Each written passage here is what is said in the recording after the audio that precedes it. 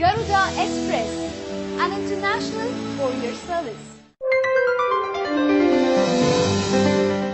పట్టు వదలని విక్రమార్కుడు చెట్టు వద్దకు తిరిగి వెళ్లి చెట్టుపై నుంచి శవాన్ని దించి భుజాన వేసుకొని ఎప్పటిలాగే మౌనంగా శ్మశానం కేసి నడవసాగాడు. అప్పుడు శవంలోని భేతాళుడు, రాజా, నువ్వు దేన్ని సాధించగోరి ఇంతగా శ్రమ పడుతున్నావో తెలియడం లేదు.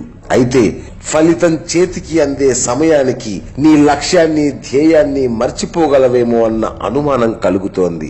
కొందరు అవివేకులు తమ కృషి విజయవంతమయ్యే సమయంలో వెనుకంజ వేసి అనుకున్నది సాధించలేని అసమర్థులవుతారు. ఇందుకు ఉదాహరణగా నీకు స్రవంతి అనే రాకుమారి కథ చెబుతాను, శ్రమ తెలియకుండా విను అంటూ ఇలా చెప్పసాగాడు. చంద్రగిరిని పాలించే చంద్రసేనుడికి మగ సంతానం లేదు. పెళ్లైన 15 సంవత్సరాలకు పుట్టిన స్రవంతిని మగ పిల్లవాడిని పెంచినట్లే పెంచి పెద్ద చేశారు. స్రవంతి విలువిద్యలో గుర్రపు స్వారీ, కత్తి యుద్ధాల్లో ప్రావీణ్యం సంపాదించింది. వేట అంటే ఆమెకు ప్రాణం. తండ్రితో సమానంగా దట్టమైన అడవుల్లో క్రూర మృగాలను ఎంతో నేర్పుగా వేటాడుతుండేది. పెళ్లిడుకు వచ్చిన కూతురు ఇలా పురుషుడిలా వేటలో పాల్గొనడం మహారాణికి నచ్చేది కాదు. పొరుగు దేశపు రాకుమారుడితో అనుకున్న సంబంధం ఒకటి ఆమె ఈ ప్రవర్తన కారణంగానే తప్పిపోయింది. దీనితో మహారాణికి కూతురి పెళ్లి విషయం పెద్ద బెంగగా తయారైంది. ఒకనాడు తల్లి అనాసక్తిగా భోజనం చేస్తుండడం గమనించిన స్రవంతి ఆమె భుజం మీద చేతులు వేసి, అమ్మా, నా పెళ్లి గురించి దిగులు పడకు, అలా చూస్తుండు, నాన్నగారి సింహాసనానికి తగిన అర్హుణ్ణి నేనే ఎంపిక చేసి తీసుకువస్తాను అంటూ ధైర్యం చెప్పింది. స్రవంతికి ఎంతకాలంగానో ఒంటరిగా వేటకు వెళ్లాలన్న కోరిక ఉంది. ఒకరోజు ఆమె చీకటితోనే ఎవరికీ చెప్పకుండా పురుషుడిలా దుస్తులు ధరించి గుర్రం మీద అడవికి బయలుదేరింది. అది కార్తీక మాసం కావడంతో అడవి అంతా పచ్చగా పొగమంచుతో రంగురంగుల పుష్పాలతో మనోహరంగా ఉన్నది. ఆమె వేట విషయం మరిచి ప్రకృతి అందాలను చూస్తూ అడవిలో చాలా దూరం వెళ్లిపోయింది. మిట్ట మధ్యాహ్నం వేళకు స్రవంతి ఎత్తైన 2 కొండల మధ్య ఉన్న ఒక సరోవర తీరానికి చేరుకుంది. అలసి ఉన్న ఆమె సరోవరం తీరాన పచ్చికలో గుర్రాన్ని వదిలి ఒక చెట్టు కింద విశ్రమించింది. క్రమంగా నిద్రలోకి జారబోతున్న ఆమెకు గుర్రం సకిలించడంతో నిద్రాభంగమై కళ్ళు తెరిచింది. సరోవరంలో నీరు తాగడానికి వచ్చిన పులి ఒకటి ఆమెకేసి వస్తున్నది. స్రవంతి చప్పున పక్కనే ఉన్న విల్లు అందుకోబోయింది. అయితే అంతలో పులి పెద్దగా గాండ్రిస్తూ ఆమె మీద పడింది. ఆ సమయంలో పులి పంజా దెబ్బకు ఆమె కుడి చేతికి గాయమైంది. ప్రాణభయంతో ఆమె కళ్ళు మూసుకున్నది. మరుక్షణం పులి పెద్దగా గాండ్రిస్తూ ధబీమంటూ పక్కకు పడిన శబ్దం అయింది. స్రవంతి చప్పున కళ్ళు తెరిచింది. గుండెల్లో బాణం దూసుకుపోవడంతో పులి నేల మీద గిలగిలా తన్నుకుంటున్నది. అంతలో అక్కడికి చేతిలో విల్లు పట్టుకొని ఒక అందమైన యువకుడు వచ్చాడు. ఆమె అతడికేసి ఆశ్చర్యంగా చూసి ఏదో అనబోయేంతలో చేతికి తగిలిన గాయం నుంచి రక్తం ధారగా కారడంతో స్పృహ తప్పింది. ఆమెకు తిరిగి స్పృహ వచ్చేసరికి ఒక పర్ణశాలలోని శయ్య మీద ఉన్నది. కిటికీలోంచి అందమైన జలపాతం ఒకటి కనిపిస్తోంది. చప్పున శయ్య మీద నుంచి లేచి కూర్చున్న స్రవంతి ఎంతో నైపుణ్యంగా గాయం బాధ తెలియకుండా కట్టిన కట్టును చూసుకున్నది. కొంచెం దూరంగా కల్వంలో ఏదో మూలికలు నూరుతున్న యువకుడు ఆమె లేవడం చూసి, ఒంట్లో ఎట్లా ఉన్నది, గాయం నొప్పి తగ్గిందా అని అడిగాడు. స్రవంతి చేతి కట్టు కేసి చూసుకుంటూ, పులి పంజా దెబ్బ ఏ కంఠం మీదనో పడలేదు, చేతికి పెద్ద గాయమే అయినట్టుంది అంది. అవును, నేనిచ్చే లేపనం రోజూ పూస్తుంటే మాసం తిరిగేసరికి మచ్చ కూడా కనిపించదు. కాళ్ళు చేతులు తెగిన వాళ్ళకే కుట్లు వేసి నయం చేయగల శస్త్ర చికిత్స నాది అంటూ యువకుడు తన 2 చేతులు స్రవంతికి చూపుతూ నవ్వాడు. స్రవంతి అడగ్గా ఆ యువకుడు తన పేరు కోదండపాణి అని చెప్పాడు. తండ్రి మంచి హస్తవాసి గల శస్త్ర చికిత్సా నిపుణుడు. ఆయన మరణానంతరం కోదండపాణి వైద్య వృత్తి ద్వారా ఆ ప్రాంతాల్లోని చెంచులకు, కోయలకు ఉచిత వైద్యం చేస్తున్నాడు. గాయపడిన అడవి జంతువులకు కూడా వెనకాడకుండా వైద్యం చేస్తుంటాడు అతను. నీ గుర్రం మీదే నేను ఇక్కడికి తీసుకువచ్చాను. నీ చేతి గాయానికి కుట్లు వేస్తున్నప్పుడు నువ్వు పురుష వేషంలో ఉన్న ఆడపిల్లవని గ్రహించాను. ఇంతకు ఈ పురుష వేషం ఏమిటి అని అడిగాడు కోదండపాణి. తను ఆ దేశపు యువరాలని చెప్పదలుచుకోలేదు స్రవంతి. రాజధాని నగరంలో ఏదైనా పని దొరుకుతుందేమో అని బయలుదేరాను. ఒంటరి ప్రయాణం గనక ఈ వేషం అయితే మంచిదనిపించింది. నా ప్రాణాలు కాపాడిన నీ మేలు మరవను. సాయంకాలం కావస్తున్నది, బయలుదేరుతాను అంది. కోదండపాణి ఆమె గాయానికి రాసుకోవడానికి లేపనం భరిణ ఇచ్చి గుర్రం ఎక్కడంలో ఆమెకు సాయపడి, జాగ్రత్త, ఎక్కడా ఆగకుండా వెళ్తే చీకటి పలక ముందే నగరానికి చేరగలవు అంటూ సాగనంపాడు. కోటకు తిరిగి వచ్చాక కళ్ళు మూసినా తెరిచినా కోదండపానే కనబడసాగాడు స్రవంతికి. ఏ రాకుమారుడినైనా తలదన్నే అందచందాలు, ధైర్యం, పైగా అడవి జంతువులకు కూడా సేవ చేసి దయాగుణం. ఆమె అతడే తనకు కాబోయే భర్త అని నిశ్చయించుకుని అతడి అభిప్రాయం తెలుసుకోవడానికి పక్షం రోజులు కూడా తిరగకుండా మళ్లీ అడవిలోకి బయలుదేరింది. ఈసారి పేదింటి యువతిలా వేషం మార్చింది స్రవంతి. కోదండపాణి తనను ఈ దేశపు యువరాణిగా కాక ఆమెను ఆమెగా ఇష్టపడి పెళ్లికి ఒప్పుకోవాలన్నదే ఆమె ఆశ. స్రవంతి అడవిలోని సరోవరాన్ని చేరేసరికి సాయంకాలమైంది.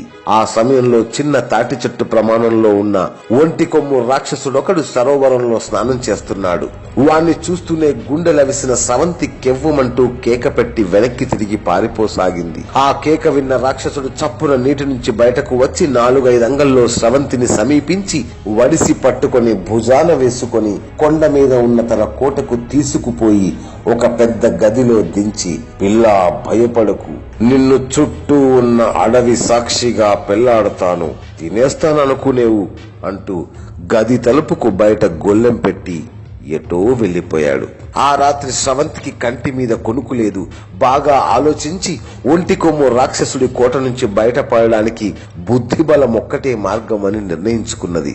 మర్నాడు రాక్షసుడు ఒక పెద్ద ఇత్తడి బిందెలో పాలు, పక్వానికి వచ్చిన అరటి పండ్ల గెల తీసుకువచ్చి గది తలుపు తెరిచి గుమ్మానికి అడ్డంగా కూర్చుంటూ, ఇప్పుడు చెప్పవే పిల్ల, మన పెళ్లికి ముహూర్తం ఎప్పుడు అన్నాడు వికటంగా నవ్వుతూ.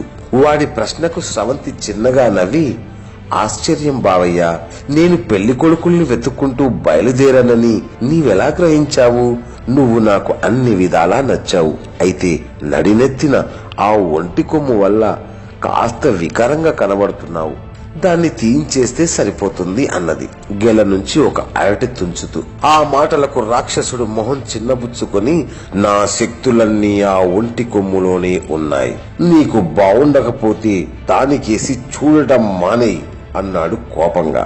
అందం కోసం కాకపోయినా నా పసుపు కుంకాల కోసమైనా దాన్ని తీయించాలి, తప్పదు. నాకు చిన్నతనంలోనే జ్యోతిష్యులు చెప్పారు, ఒంటి కన్ను, ఒంటి కాలు, ఇంటికి ఒక్కడే కొడుకు, ఇటువంటి వాళ్ళని పెళ్లాడితే వాళ్లకు పెళ్లినాడే పరలోక యాత్ర అని. నీకు ఒంటి కొమ్ము తీసేయించడం ఇష్టం లేకపోతే మరొక పెట్టుడు కొమ్మ పెట్టించుకో, అప్పుడు చూడ్డానికి బాగుంటుంది. నా జాతక దోషం నీకు ఎలాంటి హాని కలిగించదు అన్నది స్రవంతి. రాక్షసుడు కాసేపు ఆలోచనలో పడి, మా నాన్న తాలూకు 2 కొమ్ములు కోటలోనే పడి ఉన్నవి, వాటిని నా తల మీద అలంకరించుకోవడం ఎలా సాధ్యం అన్నాడు విచారంగా. ఇలాంటి అవకాశం కోసమే చూస్తున్న స్రవంతి వెంటనే, నన్ను నువ్వెత్తుకొచ్చిన సరోవరం పక్కన ఉన్న జలపాతం దగ్గర ఒక కుటీరంలో కోదండపాణి అనే గొప్ప వైద్యుడున్నాడు. అతడు శస్త్రచికిత్సలో మహాదిట్ట. అతడి సాయం కోరితే నీ సమస్య తీరిపోతుంది అంది. అలాగా అంటూ రాక్షసుడు ఆత్రంగా కోట తలుపు మూసి బయటకు వెళ్లిపోయాడు. స్రవంతి కోట అంతా తిరిగి చూసింది. ఒక మూల గదిలో రాశిగా పోసి ఉన్న బంగారు కాసులు చూసి ఆమె కళ్ళు చెదిరిపోయాయి. చీకటి పడుతుండగా రాక్షసుడు వచ్చాడు. అతడితో పాటు తనకు కావలసిన పరికరాలు, మందుతో కోదండపాణి వచ్చాడు. అయితే ఇదివరలో అతడు స్రవంతిని పురుష వేషంలో చూసి ఉండడంతో ఇప్పుడు యువతి వేషంలో ఉన్న ఆమెను పోల్చుకోలేకపోయాడు. స్రవంతిని తనకు కాబోయే భార్యగా కోదండపాణికి పరిచయం చేశాడు రాక్షసుడు. నా కాబోయే శ్రీవారి నెత్తిన 2 కొమ్ములు మొలిపించే బాధ్యత మీదే అన్నది స్రవంతి నవ్వుతూ.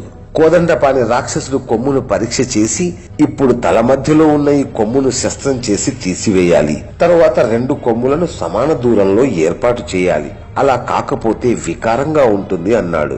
ఉన్న కొమ్ము తీసేస్తే నా శక్తులు పోతాయేమో అంటూ భయపడ్డాడు రాక్షసుడు. ఒకటి పోతేనే మామగారి కొమ్ములు 2 వస్తాయి, అప్పుడు నీ శక్తులు రెట్టింపవుతాయి అంటూ ధైర్యం చెప్పింది స్రవంతి. కోదండపాణి రాక్షసుని పడుకోమని, బాధ తెలియకుండా ఉండడానికి నీకు మత్తు మందు ఇస్తాను, ఆ తర్వాత ఒంటి కొమ్ము తీసేసి మీ నాన్న కొమ్ములు అమరుస్తాను అని రాక్షసుడు ముక్కులో ఏదో పసరు వేశాడు. మరుక్షణం రాక్షసుడు పెద్దగా ఓండ్ర పెట్టాడు. వాడికి స్పృహ తప్పింది. కోదండపాణి చిన్న రంపంతో వాడి ఒంటి కొమ్ము కోసి ఓ మూలకు గిరవాటు వేశాడు. పీడ విరగడైంది. వాడి శక్తులన్నీ నశించాయి. పోదాం పద అన్నది స్రవంతి ఆనందంగా. రాక్షసుడికి వాడి తండ్రి 2 కొమ్ములు శస్త్రం చేసి అమరుస్తున్న కోదండపానికి ఆమె మాటలు చెవిన పడలేదు. ఆమె పులి చేసిన గాయం మచ్చ అతడికి కనబడేలా చేతిని అతని మొహం దగ్గరగా పెట్టింది. నువ్వా? పులిని చూసి హడలిపోయిన నువ్వు ఈ రాక్షసుడిని పెళ్లాడబోతున్నావా అంటూ ఆశ్చర్యపోయాడు కోదండపాణి. ఆసరికి రాక్షసుడికి 2 కొమ్ములు అమర్చే పని ముగిసింది. స్రవంతి కోదండపాణి ముఖంలోకి పరీక్షగా చూస్తూ, ఈ రాక్షసుడిని నేను పెళ్లాడటమా? వీడి చెర నుంచి తప్పించుకోవడానికి నిన్ను రప్పించి ఈ నాటకం ఆడాను. ముందు ఈ కోటలోంచి బయటపడాలి పద అంటూ తొందర చేసింది. ఇంతలో రాక్షసుడు పెద్దగా మూలిగాడు. కోదండపాణి ఒక లోటాలో ఉన్న ద్రవాన్ని వాడి నోటిలో పోశాడు. వాడు కొద్దిసేపటికి గాఢ నిద్రలో ఉన్నవాడిలా కదలక మెదలక ఉండిపోయి సూర్యోదయం వేళకు కళ్ళు తెరిచి లేచి కూర్చున్నాడు. అప్పుడు కోదండపాణి వాడితో, పాపం ఈ అమ్మాయికి నీతో పెళ్లి ఇష్టం లేనట్టుగా ఉంది. నా శస్త్రచికిత్సకు నువ్విస్తానన్న బంగారం నీ దగ్గరే ఉంచుకొని ఈమెని విడిచిపెట్టు అన్నాడు.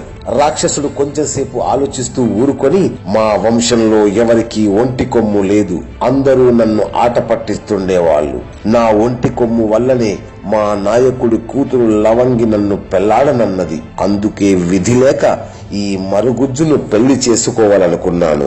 ఈ పిల్లకు నాకు ఈడు జోడు కుదురుతుందా? ఛీ, ఇప్పుడు నా జంట కొమ్ములు చూసి ఎగిరి గంతేసి నాతో పెళ్లికి సిద్ధమవుతుంది లవంగి అంటూ ఆనందంగా పెద్ద పెద్ద అంగలు వేసుకుంటూ వెళ్లిపోయాడు. కోటలో ఉన్న బంగారు కాసులన్నీ అక్కడే ఉన్న తోలు సంచుల్లో సర్ది కోదండపానికి ఇచ్చి, నన్ను 2 సార్లు కాపాడినందుకు ఈ బంగారమంతా నీకే చెందాలి అని అతడికి చెప్పి తన రాజభవనానికి తిరిగి వెళ్ళింది స్రవంతి.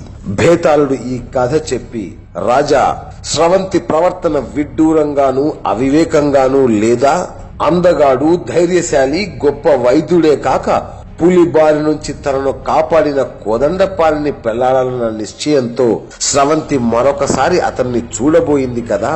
ఈ తరుణంలో అతడు అనుకోకుండా రాక్షసుడి నుంచి కూడా ఆమెను కాపాడాడు. ఏ వృత్తిలో అయినా అంకిత భావంతో సేవ చేసే వాళ్ళు వ్యక్తుల వేషభాషల్ని, అందచందాలను సాధారణంగా పట్టించుకోరు. ఈ మాత్రపు లౌకిక జ్ఞానం రాకుమారి స్రవంతికి లేదనుకోవడం అర్థరహితం. పేద యువతి వేషంలో ఉన్న తనను కోదండపాణి గుర్తించలేకపోయినా తాను రాకుమారిని అని చెప్పి తన అంతరంగిక భావం వెల్లడిస్తే అతడు పెళ్లికి నిస్సందేహంగా అంగీకరించి ఉండేవాడనుకునేందుకు ఆస్కారం ఉంది. ఆ పని స్రవంతి చేయకపోవడం అవివేకం అనిపించుకోదా? ఈ సందేహాలకు సమాధానాలు తెలిసి కూడా చెప్పలేకపోయావో నీ తల పగిలిపోతుంది అన్నాడు. దానికి విక్రమార్కుడు, స్రవంతి ఉద్దేశం తన తండ్రి తరువాత సింహాసనానికి అర్హుడైన వాణ్ణి పెళ్లాడటం. అడవిలో కోదండపాణిని చూసిన తర్వాత అతడు అందుకు అర్హుడన్న భావం ఆమెకు కలిగింది. కాని ఒంటి కొమ్ము రాక్షసుడి విషయంలో అతడి ప్రవర్తన గమనించినప్పుడు ఎంతో గొప్ప వైద్యుడన్న కోదండపాణి ఆ వృత్తి విషయాలు తప్ప ఇతరత్రా ఏవి పట్టించుకోని నైజం కలవాడని గ్రహించింది. అడవిలో ఉండే ఆదివాసులకు వైద్య సేవలు చేస్తూ అందులోనే తృప్తిని, ఆనందాన్ని పొందే అతడు రాజ్య పాలనకు ఏ విధంగానూ అర్హుడు కాదన్నది తెలుస్తూనే ఉంది. ఆ కారణంగానే ఆమె తన నిర్ణయం మార్చుకుని రాక్షసుడి కోటలో దొరికిన బంగారాన్ని అతడికిచ్చి తిరిగి వచ్చింది. ఇది ఎంతో వివేకవంతమైన పని అన్నాడు. రాజుకు ఈ విధంగా మౌనభంగం కలగగానే బేతాళుడు శవంతో సహా మాయమై తిరిగి చెట్టెక్కాడు. హాయ్ యోయో వ్యూవర్స్, సబ్స్క్రైబ్ చేసేటప్పుడు అక్కడ ఉండే గంట సింబల్ ను ప్రెస్ చేయడం మర్చిపోవద్దు.